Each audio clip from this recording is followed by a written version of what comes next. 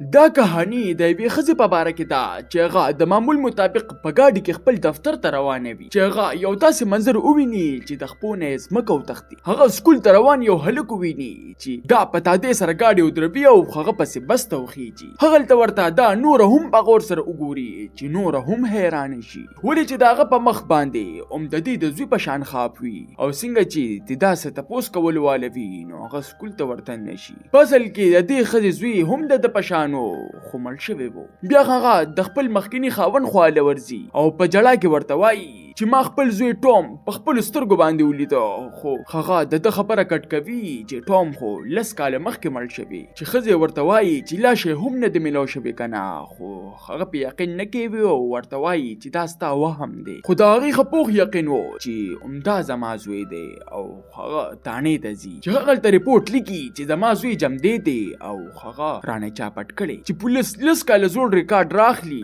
او دې ته وایي چې ګوره لس کاله مخکې چې کوم کسانو دا واقع په خپلو سترګو لیدلې وه یو خو هغوی ګواهان دي البته د هغه لاش میلو نشو خو ټول ثبوتونه اوس هم د هغه د مرګ طرف ته اشاره کوي. خو دا یې یوه نه اوري چې پولیس د دې د تسلی دپاره ورته وایي چې موږ به دوباره هم معلومات وکړو خو دې ته پته وي چې څه هم کول وي نو پخپله به کول غواړي او هغه بیا د هغې سکول خواله ځي چېرته چې هغه هلک لیدلی و او دغلته بیا هم هغه هلک وویني او څنګه چې دا ودروي نو یو قیمتي ګاډۍ والا د مخکې نه د هغه په انتظار وي او روانیږي. هغه ورپسې هم ولګي او څنګه چې کور ته ورسي نو دا تیره کور تصویران اخلي چې دوی په باره کې معلومات وکړی شي. بیا د شپې په وخت کې لیزا لګیا وي او د هغې سکول په باره کې معلومات حاصلوي چې هغې ته پته ولګي چې دوی ته د موسیقۍ د استازي ضرورت دی. د دې په لیدو سره هغې ته خپل زوړ وخت را یاد شي چې هغه هم په یو وخت کې یوه ښه موسیقاره وه او بیا خپل ویښته هم هغسې کټ کړي. د دې خلک د نږدېوالي دپاره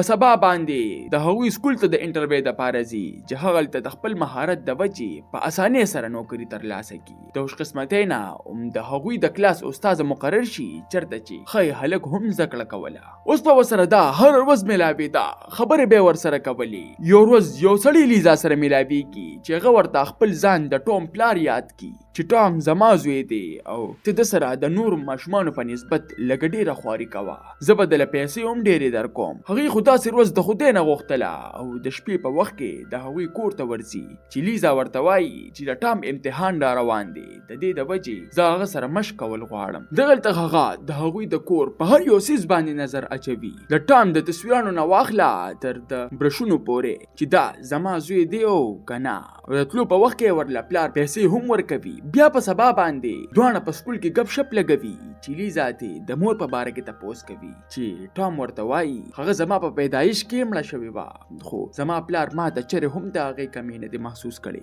خو هم د هسې کېناستو والی نه وي. هغې د پلار په باره کې نور هم معلومات حاصلول شروع کړي چې هغې ته پته ولګي چې نن یې د فوټبال ورځ ده او هغه یو منصوبه جوړوي. لاول د هغوی د کور شیشه ماتوي چې داسې ولګي چې چا ترې غلا کړې او کله چې پلار ته د دې په باره کې اطلاع میلو شي نو هغه فوراً د دې ځای نه ځي او په دې کې لیزا راشي چې په دې وخت کې ښه هلک هم په لوبه کې خوږ شي چې لیزا ورسره د همدردۍ اظهار کوي او په خپل ګاډي کې راولي چې دغلته د پټۍ په دوران کې تپوس کوي چې تا ته خپل ورکوټوالی یاد شي چې هغه ورته وایي چې زه ډېر د یادداشت کوشش کوم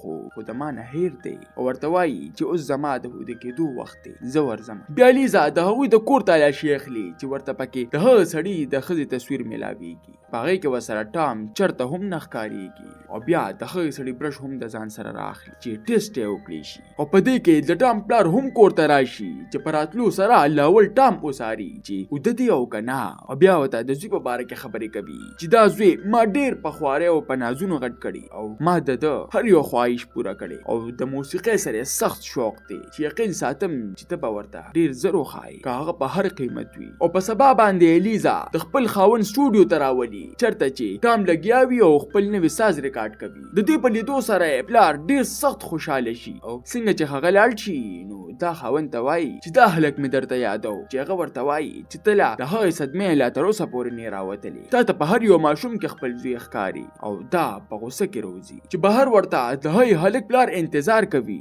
او دی له خپل کارډ ورکوي چې چېرته هم ستاسو حاجت پیښ شو نو ما ته هر وخت ویلی شي خو دا هر څه هله بدل شي کله چې یو ورځ ټام د پلار نه د خپل ورګوټوالي په باره کې تپوس کوي چې پسه باندې پلار لا ډېره سخته غوسه ورشي چې پسه سره د ټام شک پیدا شي چې دا ښځه ولې زما خواته کېږي او کله چې د هغې په باره کې معلومات کوي نو ورته پته ولګي چې د هغې هم یو زوی و چې کوم په اوبو کې مړ شوی و خو تر اوسه پورې لا لاش نه دی میلاو شوی. بیا هغه د شپې خپل سامان راټولوي او په پټه باندې د لیزا کور ته ځي چې هغه هلته ورته هغه پوره قصه کوي چې زما هم دا شک دی او دته څه په لاسو جوړ کړی شوي عکسونه ښایي چې هغه ته خپل ورکوټوالی رایاد شي او لیزا ته مور وایي. د دې په اورېدو سره د لیزا په سترګو کې اوښکې راشي او بیا د هغه لاړې او د پلار برشې د ټیسټ دپاره لیږي چې د دوی دواړو په خپل منځ کې تعلق شته دی او که نه او لیزا ورته وایي که چېرې دا ټیسټونه غلط راغلل نو د سره باله زه ګورم او د ده نه تصویران هم واخلي. بل طرف ته پلار یې راپاسي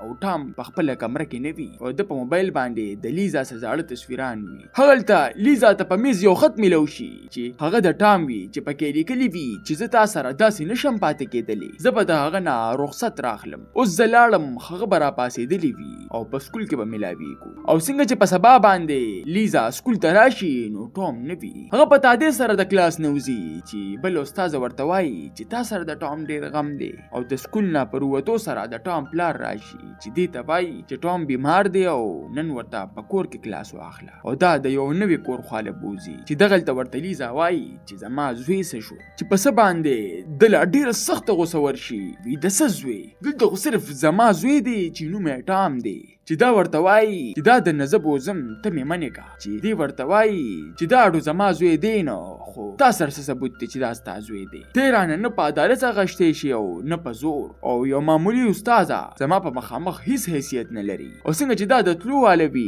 نو دی ول اواز ورکوي چې د ګاډي چابیانې خدا دي څنګه به ځې او څنګه چې هغه په دې د ګزار کولو واله وي نو دا به پسې مخ ووخي چې هغه په ځمکه راوغورځېږي او لیزا ترې چابیانې راواخلي او د ده کور ته لاړه شي او ټام د ځان سره کی او څنګه چې د بل ملک ته د تلو واله وي نو د ټام د کاغذونو د وجې راواپس کیږي. اوس هغه سړی په جیل کې و ولې چې هغې د کور ته د ورتلو نه مخکې پولیس ترنګ کړی وي او په دې کې د هغه وکیل هم د دوی کور ته راشي چې دغلته دوی له دمکې ورکوي چېرته چې د لیزا خواښې بې عزته کوي چې هده چې په جیل کې دی ګینې د سره خو زمونږ له حساب پاتې دی. بیا لیزا ټام د ځان سره خپل کور ته راولي چې نیې ورته سخته خوشحاله وي او لیزا ورله قسما قسم خوراکونه تیاروي خو د هغه د دوی د کور څه هم نه خوښیږي ولې چې هغه د بازاري خوراکونو عادت وي. بل خوا د لیزا خاوند او د هغه دویمه ښځه د پیسو د لالچه د هغې وکیل خواله ورځي چېرته چې ورته هغه وایي چې تاسو مال صرف ټام راولئ که هغه په هر قیمت وي. دوی په خوشحالۍ باندې خپل کار شروع کړي او په دې کې د ټیسټ رپورټ هم راشي چې د پلار او د زوی وینه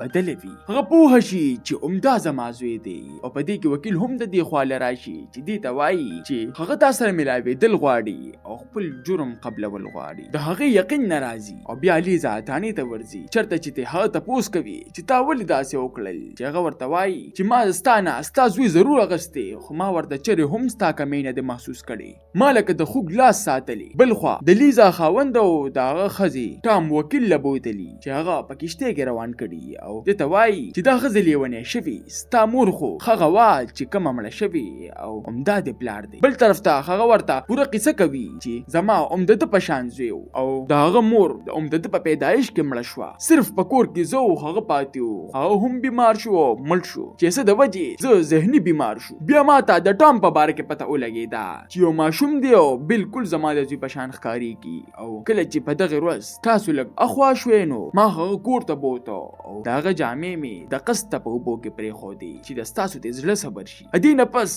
ما هر څه هېر کړل چې چېرې زما زوی هم مړ مړ شوی وو. ما خپل زړه مطمئن کو چې عمده زما زوی دی او په دې کې دوی وکیل لراشي چې هغه ورته وایي چې ما ته پته ده چې هغه د ستا زوی دی، خو زما دا اصول دي چې ما تر اوسه پورې یو کیس هم نه دی بایللی او تر مرګه پورې رانه دی نشي بوتلی. په دې سره ولیزا دیکه ورکوي او په منډه منډه باندې خپل زوی ګوري چې د یو کنټینر نه اوازونه راځي او څنګه چې کولا وخی نو په دې کې ټام وي چې مور او زوی یو بل ته